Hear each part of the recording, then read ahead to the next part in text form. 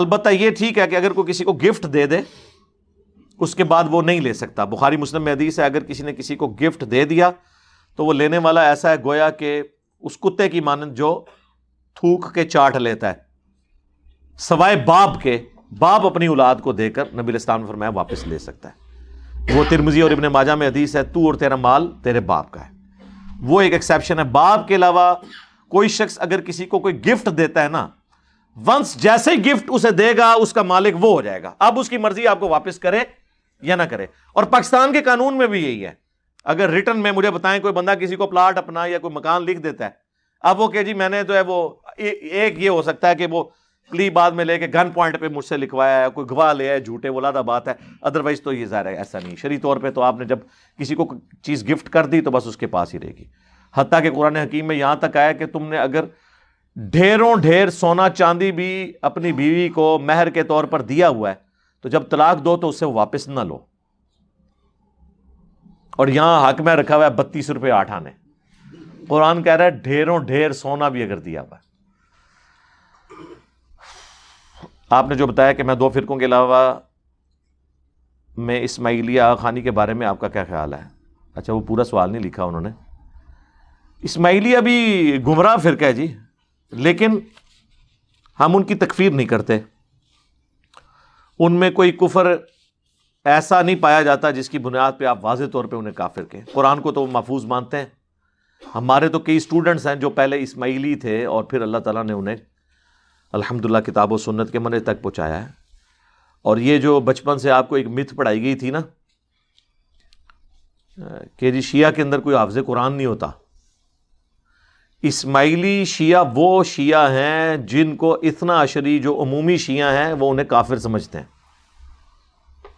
جی امام جعفر کے 2 بیٹے تھے ڈومیننٹ, امام اسماعیل اور امام موسیٰ کاظم. جو عمومی شیعہ ہیں اثنا عشری جو 12 اماموں کو مانتے ہیں, اثنا عشرہ کہتے ہیں 12 کو, وہ ان کا سکسیسر امام جعفر کا مانتے ہیں امام موسیٰ کاظم کو. پھر اس کے بعد ان کے بیٹے امام علی رضا, پھر امام تقی, امام نقی, حسن عسکری. وہ لوگ جو ہیں وہ امام اسماعیل کو سکسیسر مانتے ہیں امام جعفر کا. وہاں سے اسماعیلیہ ایک شاخ الگ ہوگی. انہی کو تاریخ میں فاطمی شیعہ بھی کہا گیا ہے, جن کی مصر پہ حکومت بھی رہی, ایون سعودی عرب پہ بھی ان کی کچھ عرصہ حرمین کے اوپر حکومت رہی. تو اب قرآن کو تو وہ مان رہے ہیں نا جی. میں بتا رہا تھا کہ لوگ کہتے ہیں شیعہ, ان شیعہ میں بھی اتنے حافظ موجود ہیں جن کو شیعہ بھی کافر سمجھتے ہیں, یعنی اسماعیلیوں کو. ٹرینڈ ہے ان میں حفظ کرنے کا. ہم سے کئی لوگوں نے رابطہ کیا ہے, پورے خاندان حافظ قرآن ہے, لیکن جب پوچھا ہے ترجمہ, وہ کہتے ہیں نہیں ترجمہ پڑھنا تو یہاں پہ رواج ہی کوئی نہیں ہے. تو جب ترجمہ نہیں پڑھنا تو خالی حافظ قرآن ہونے کا کیا فائدہ؟ تو قرآن کو وہ مان رہے ہیں, تبھی تو ان کے لیے ہدایت کا دروازہ کھلا ہے نا. جب وہ ترجمے سے پڑھتے ہیں توحید کے اوپر آتے ہیں, تو اس لیے تکفیر والا معاملہ ان کا نہ کریں. گمراہ تو ہے. گمراہ مجھے بتائیں کون سا فرقہ ہے جو نہیں ہے اس وقت؟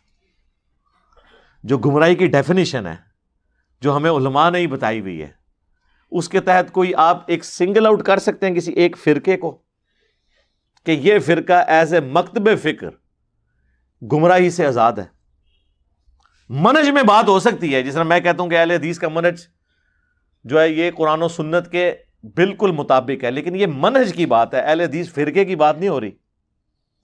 جہاں پہ اہل حدیث خود ڈنڈی مار جاتے ہیں اپنے منہج کے ساتھ تو ظاہر ہے گمراہی خرید لیتے ہیں نا. منہج میں تو کوئی مسئلہ نہیں ہے, کتاب اللہ, سنت, اجماع اور پھر اس کے بعد اجتہاد, یہ اہل سنت کا منہج ہے. تو گمراہیاں تو ہر مکتب کے اندر موجود ہیں.